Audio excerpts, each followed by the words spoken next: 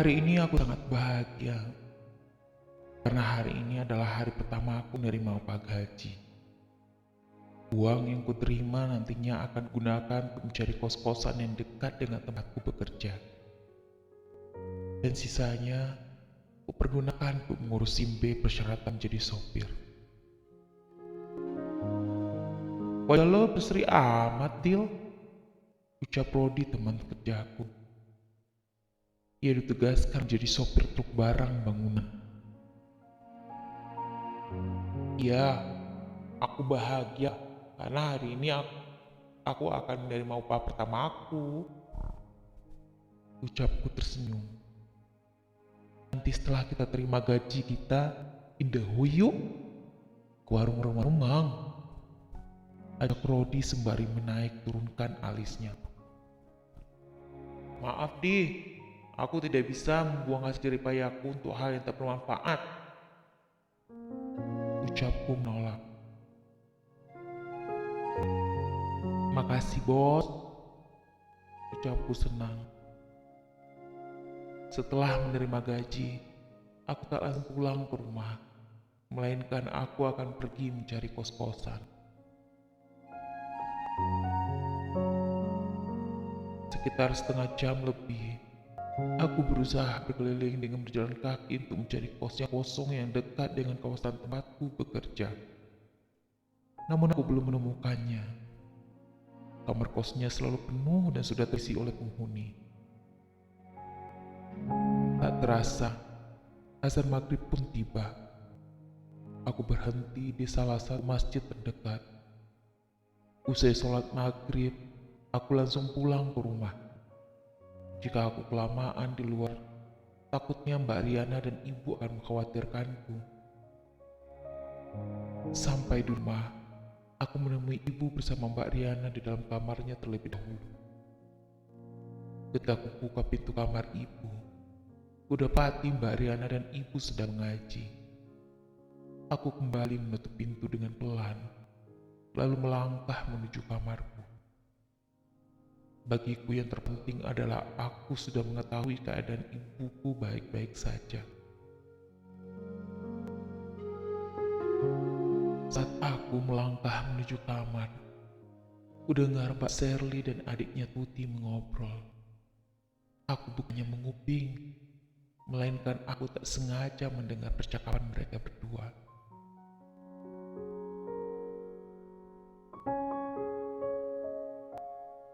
Tuti sebel mbak dengan Riana. Padahal di sini dia numpang hidup sama kita. Ucap Tuti kesal.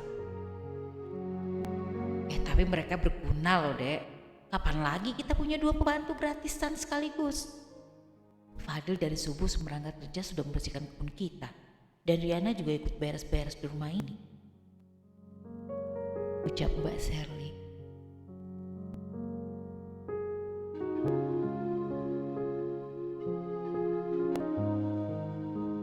Betul sih mbak, gak repot-repot ngeluarin duit lagi. Timpal Tuti sembari tertawa. Rupanya Mbak Sherly memang benar-benar memanfaatkanku dengan Mbak Riana. Aku tak sabar lagi nunggu hari esok untuk melanjutkan dari kos-kosan. Setelah membersihkan diri, aku kembali lagi ke dalam kamar ibu. Nampak ibu dan Mbak Riana sedang asyik mengobrol.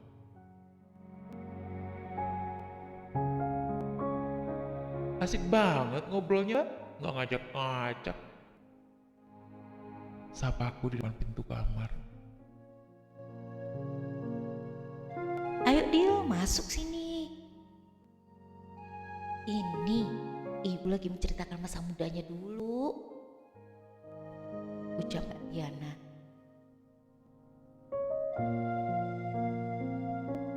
Ucap Mbak Riana. Aku pun masuk dan ikut mendengarkan cerita ibu. Sesekali kami tertawa lepas saat ibu menceritakan pertemuan dengan almarhum bapak kami. Mbak, ini gaji Fadil 1.800.000. Ucapku sambil menyerahkan hasil keringatku pada Mbak Riana. Peganglah dek, barangkali kamu nantinya ingin beli sesuatu. Ucap Mariana menolak. Mbak, Mbak adalah sebagai bendahara Fadil saat ini. Pakailah uang ini untuk keperluan Mbak dan Ibu nantinya. Besok Fadil akan mencari kos-kosan di sekitar sini. Ucapku pada Mbak Riana. Sambil megang uang itu, Mbak Riana menangis haru. Begitu juga dengan ibu. Usai memberi uang gajiku, aku kembali ke kamar lagi untuk istirahat. Kulihat Bihina juga masuk ke kamarnya sambil menjerat pintu belakang lehernya dan meringis. Bibi kenapa? Tanyaku khawatir. Bibi sepertinya kurang enak badan, Nak. Jawab Bihina. Belum sempat Bihina membuka pintu kamarnya, beliau langsung jatuh pingsan dengan posisi terduduk. Dengan sikap, aku angkat tubuh Bihina yang kurus itu ke dalam kamarnya. Beliau tak mampu membuka matanya. Jari Bihina terlihat pucat pasi. Aku mencari obat gosok di kamar beliau namun tak aku temukan. Akhirnya aku terpaksa memanggil Mbak Riana. Mbak Riana pun masuk ke dalam kamar Bihina. Napas beliau yang tadinya beraturan kini menjadi tersengal-sengal. Aku segera berlari ke dalam rumah guna memanggil Bang Farid. Namun Farid belum juga pulang dari kantor. Akhirnya aku terpaksa memanggil Mbak Shirley di dalam kamarnya.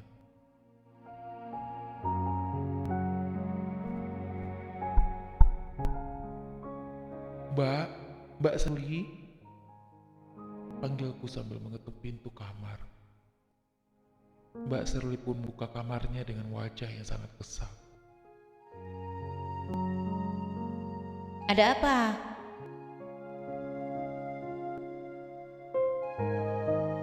Tanya Mbak Shirley ketus. Mbak, Bihina sakit Mbak. Jawabku.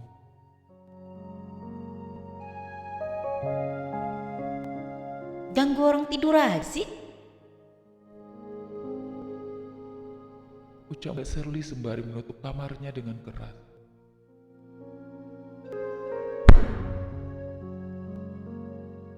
Suara bantingan pintu itu membuatku sangat terkejut. Akhirnya aku bergegas lagi menuju kamar Bihina. Kondisi Bihina semakin parah. Aku dan Mbak Riana memutuskan bahwa Bihina segera ke rumah sakit. Sebelum kami pergi, terlebih dahulu aku izin pada ibu. Kami pun membawa Bihina dengan menaiki taksi menuju rumah sakit. Tiba di rumah sakit, Bihina dengan segera ditangani oleh petugas medis. Infus dan selang oksigen pun terpasang di tangan dan hidung Bihina. Walau sudah pukul 10 malam, namun Bihina belum juga memperlihatkan perubahan. Kata dokter yang menangani Bihina, beliau kekurangan Hb, hemoglobin atau sel darah merah. Makanya kondisi ibunya sangat lemah.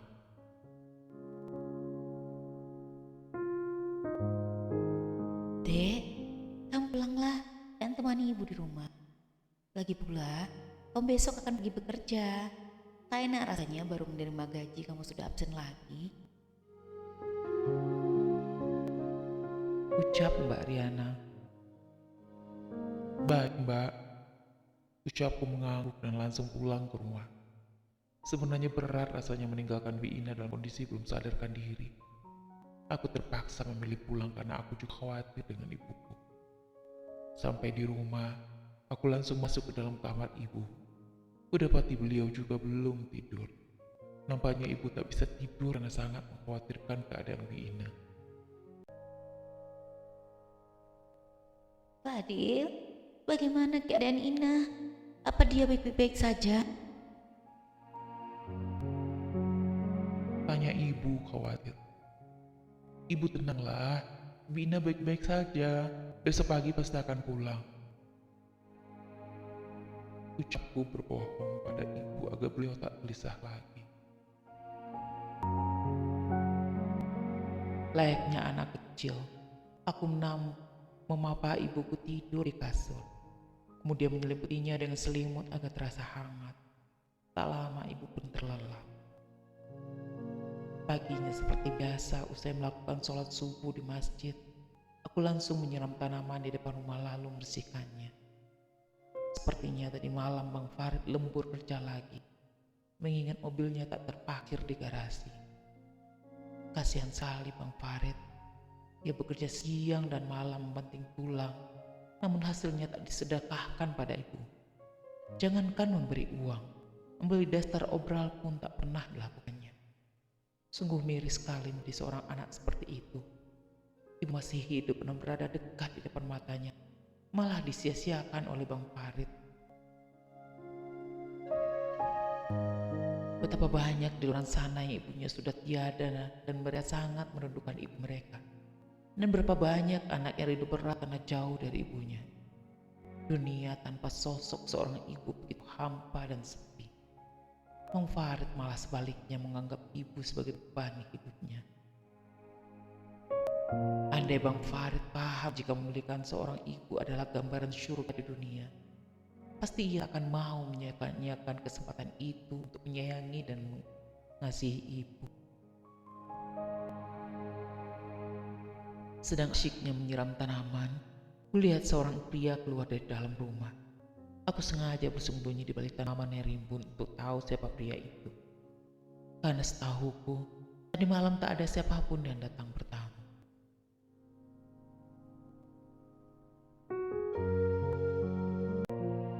Pria itu berbadan tegap dan penampilannya sangat necis. Aku heran apa ia keluar pulang subuh-subuh begini. Apa yang dilakukannya di rumah ini? Rupanya pria itu sudah siap dijemput oleh seseorang di gerbang pintu pagar. Tak lama pria itu pergi. Bang Farid pun pulang dari kantornya. Tampak wajah Bang Farid begitu kusut dan sangat kelelahan.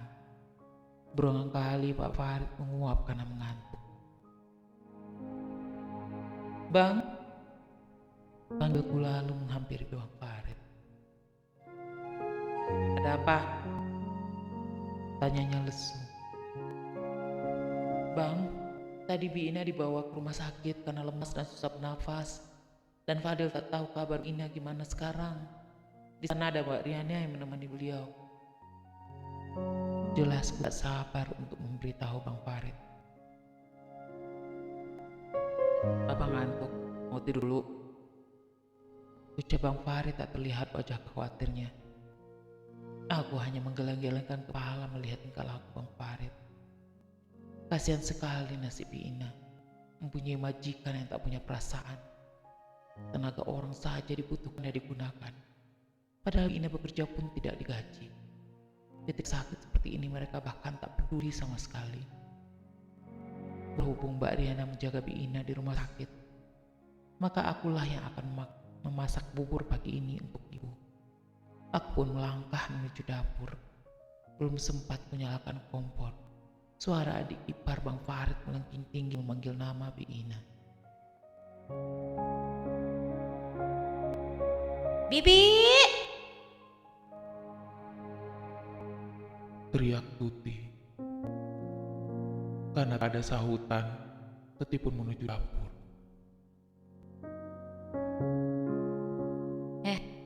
Bina mana?" Tanya Tuti tidak sopan. "Bina masuk rumah sakit," jawabku sembari mengaduk-aduk bubur ibu. "Terus Riana?" Tanyanya lagi. "Dia jaga Bina di rumah sakit," jawabku tanpa menoleh. "Kalau begitu buatin aku teh hangat." Perintah Tuti sembari melipat tangannya di dada. "Aku bukan pembantumu ya," jawabku masa bodoh. Tanpa menghiraukan Tuti, aku membawa bubur ibu yang telah kumasak ke dalam kamar dengan mampan. Usai memberi ibu makan dan memandikannya, aku pun bersiap-siap untuk berangkat ke kerja. Ada rasa tak nyaman meninggalkan ibu di rumah Bang Farid tanpa ditemani oleh Mbak Riana. Sebelum berangkat, seperti biasa aku mencium tangan ibu lalu meluknya dengan hangat. Tak lupa aku mencium kening beliau serta minta ridhonya. Aku membiasakan diri setiap harinya seperti ini. Siapa tahu dengan takdir, Mungkin besok atau lusa aku tak akan pernah tahu. Adakah hari berikutnya untukku mencium dan memeluk beliau lagi. Namun aku berharap semoga ibuku selalu sehat dan dipanjangkan umurnya.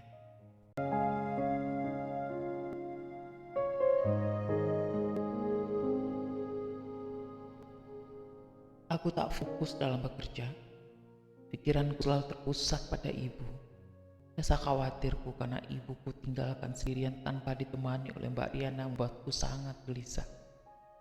Sementara jam dinding jarumnya masih di angka pukul 12 siang. Dan sebentar lagi akan masuk waktu zuhur bersamaan dengan waktunya untuk makan siang. Niatku tak akan beristirahat di tempat kerja dan lebih memilih pulang sebentar untuk melihat keadaan ibu. Azan zuhur pun berkumandang. Sebelum pulang dan makan siang, terlebih dahulu aku sholat di masjid yang kebetulan masjid berada tak jauh dari toko tempat bekerja. Usai sholat, aku sengaja melebarkan langkahku dan sesekali berlari kecil agar aku cepat tiba di rumah. Tak sabar rasanya ingin melihat keadaan ibu. Sampai di depan kamar ibu, dengan cepat aku membuka gagang pintu kamar beliau. Saat pintu terbuka malah tak kulihat ibu berada di dalam kamarnya. Rumah terasa sangat sepi, karena Bang Fahri dan Mbak Serli sudah berangkat bekerja. Belum lagi kedua keponakanku Reza dan Fiona juga sudah berangkat ke sekolah. Ketika aku masuk ke dalam dapur, nampak ibuku sedang cuci piring dan Tuti sedang duduk di meja makan sambil menikmati makanannya. Ibu, kenapa ibu mencuci piring? Tanya aku menghampiri ibu dan memegang tangannya agar ibu menghentikan aktivitasnya.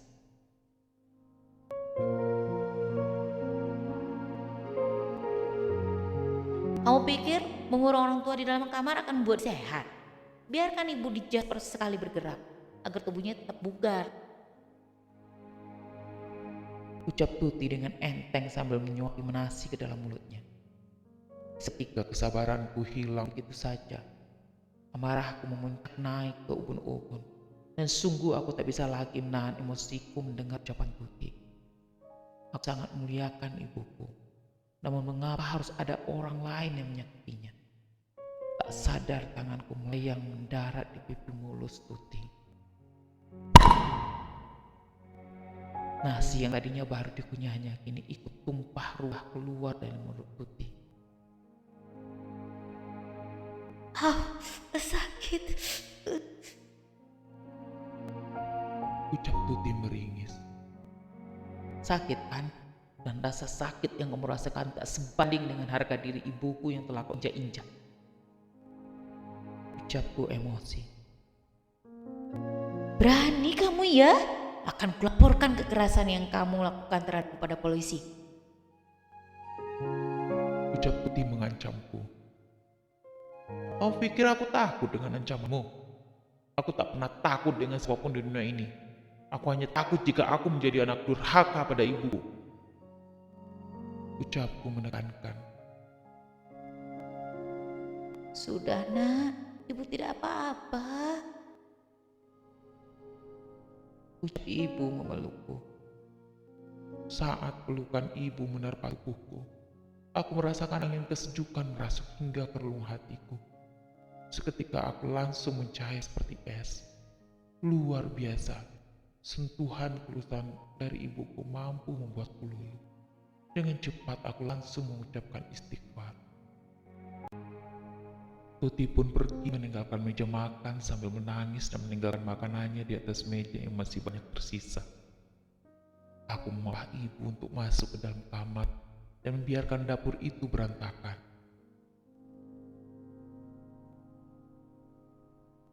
Nak, kembalilah bekerja. Ibu tidak apa-apa. Betul kata Tuti, ibu tidak boleh mendekam terus di dalam kamar. Ucap ibu membenarkan kata Tuti.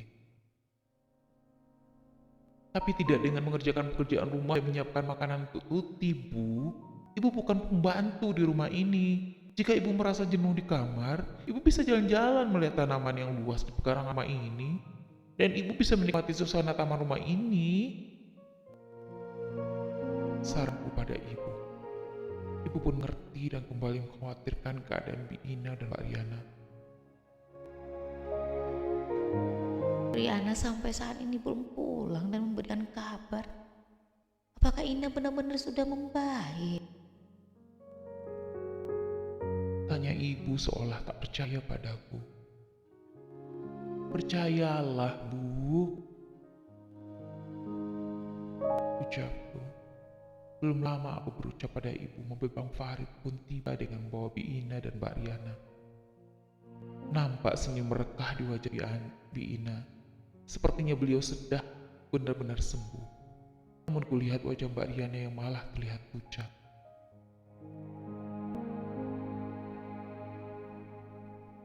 Tolong Bu Ina jaga kesehatan. Biaya dan pengobatan Bu Ina itu mahal. Jangan biarkan kami rugi sia-sia mengeluarkan uang hanya untuk mengobati Bu Ina. Ucap Bang Farid tanpa perasaan dari Ina. Farid, Panggil ibu dengan kasar. Seumur hidup, aku belum pernah mendengar ibu berucap agak kasar, dan untuk yang pertama kalinya juga, aku baru mendengar panggilan kasar dari mulut ibu. Kami terperangah melihat ibu tak lembut lagi.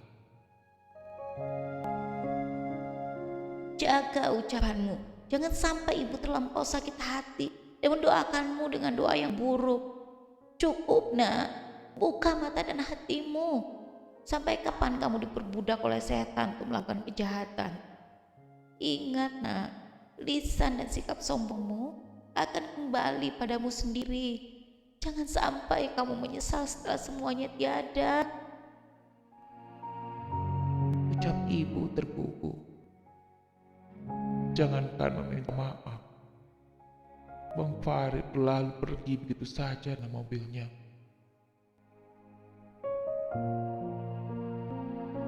Ada apa dengan anakku, Tuhan?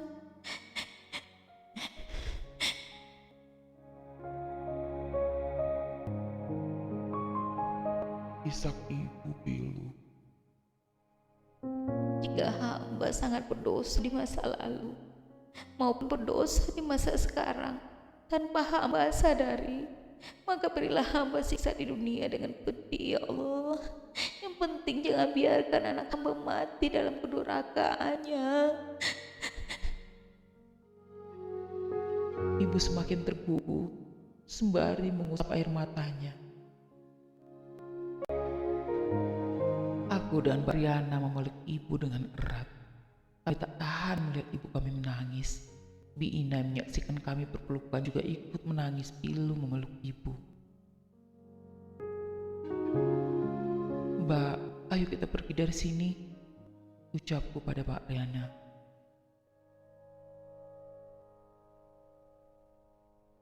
Kalau tidak keberatan, ajaklah saya untuk ikut kemana kalian pergi, Nak. Bibi sudah tak punya siapa-siapa lagi. Bibi bertahan bekerja di sini karena Bibi hanya hidup sebatang kara. Bibi mohon anggap Bibi sebagai keluarga kalian. Ucap Bi Ina terisak dan memohon. Bi, dari dulu kita sudah menganggap Bi Ina sebagai bagian dari keluarga kami. Ucap Mbak Riana. Setelah berpikir sejenak, aku dan Mbak Riana memutuskan untuk pergi dari rumah Bang Farid. Barang-barang kami semuanya sudah usai dikemas, begitu juga dengan barang-barang Bi Ina.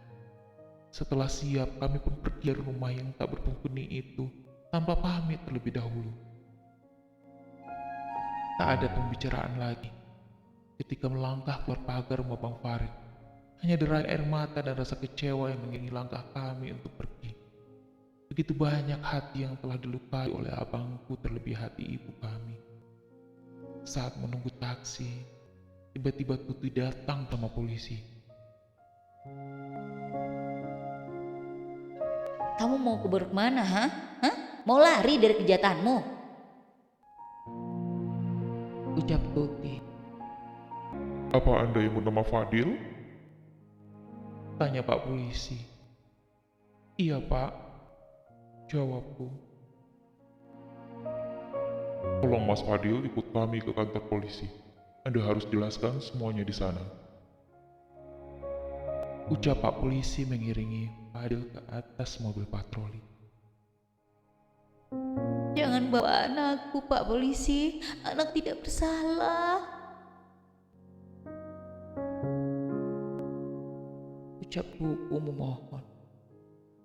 Lihat Mbak Riana dan Bi Ina sangat syok melihatku dibawa oleh polisi. Tubuh mereka masih berdiri kaku karena masih tak percaya dan tahu dengan apa yang telah terjadi. Hatiku sangat pilu ketika melihat ibuku memohon pada polisi. Sebelum mobil patroli melaju, aku minta izin untuk memeluk dan mencium ibuku. Beliau mengikhlaskan kepergianku dengan linangan air mata. Beliau seolah tak ingin lepas dariku, dan tatapan ibu tak lepas memandangku dari kejauhan, hingga mobil patroli tak terlihat lagi. Mbak Riana dan Bi Ina nangis pilu melihat kepergianku. Aku tak begitu sedih karena aku akan masuk dalam penjara. Namun aku merasa teriris ketika melihat air mata dan penderitaan ibuku. Begitu berat cobaan dan ujian yang Allah berikan pada ibuku, hingga aku pun tak kuasa untuk menjalaninya. Semoga Mbak Riana selalu kuat jalani ujian dan tubuhnya selalu sehat, agar Mbak Riana bisa menjaga ibu kami yang hidupnya tinggal separuh nafas. Saat duduk di atas kursi patroli, aku pasrah dan menyerahkan hidupku pada Allah. Apapun yang akan terjadi nantinya, aku memohon pada Allah agar ibuku dipanjangkan umurnya dan ibu bisa merasakan kebahagiaan di dunia sebelum ajal beliau dijemput.